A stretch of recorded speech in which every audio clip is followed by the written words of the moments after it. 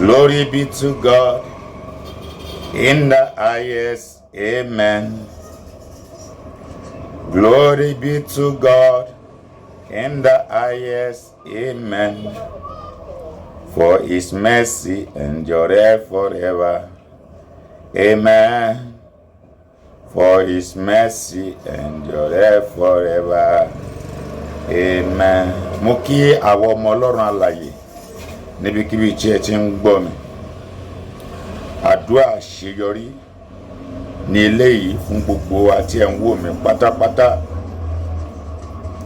Mo fẹ́ kí a jọ gba àdúrà àṣeyọrí, kókó àdúrà kan. Mo sì fẹ́ kí o kára mọ́ dáadáa. A máa rí kókó àdúrà yìí nínú ìwé Genesis 27. A máa ka ẹsẹ̀ ẹyọ̀kan yìí tó jẹ́ verse 29. Ó ní kí ènìyàn kí ó máa sìn ọ́,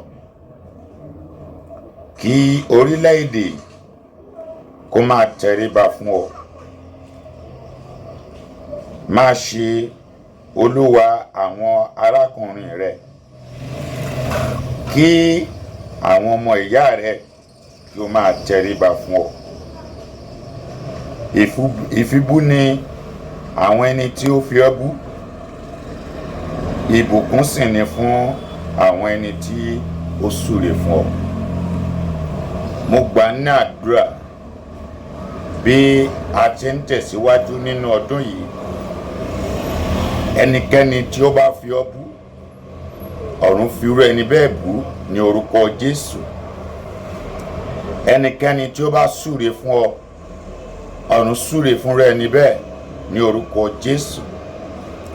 Ẹ̀dákẹ́dá tí ó bá pe àdàbí lé ọ lórí nínú ọdún yìí, iná Ọlọ́run Èlíjà kó kọlù ẹni bẹ́ẹ̀ ní orúkọ Jésù. Ìkà ènìyàn tó ro kúrò ọ́ nínú ọdún 2025 yìí, iná Ọlọ́run Èlíjà kó jó oorun ní orúkọ Jésù.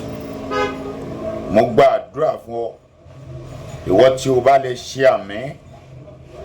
Agbára tí a rán sí ọ láti ìjọba òkùnkùn láti dààmú ayé rẹ nínú ọdún 2025 yìí, iná kó jóró agbára bẹ́ẹ̀ run ní orúkọ Jésù. Àwọn tí wọ́n bá fi ọ́ bú, wọ́n di ẹni ìfibú. Àwọn tí wọ́n bá ṣépè fún ọ, èpè kó jà wọ́n.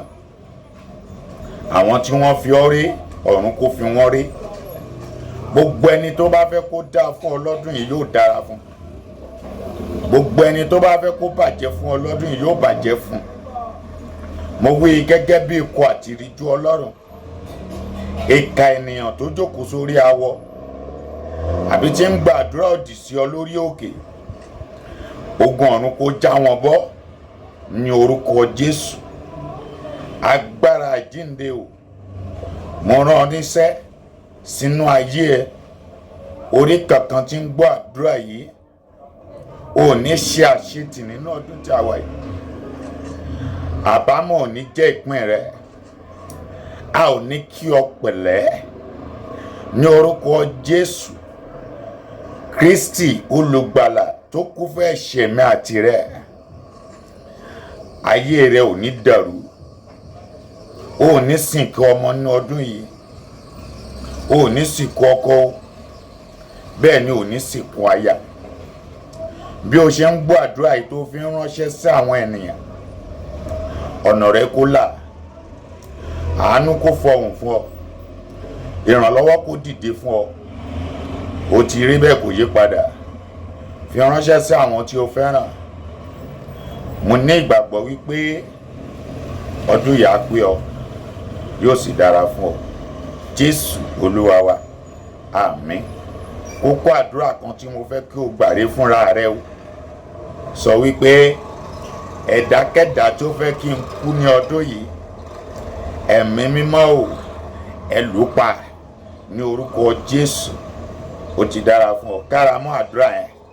Ẹ̀dákẹ́dá tó fẹ́ kí n kú ní ọdún yìí, ẹ̀mí mímọ́ o, ẹ lù pa ní orúkọ Jésù. Jésù Olúwa wa. Àmín. God bless you. God bless me. It is well with you.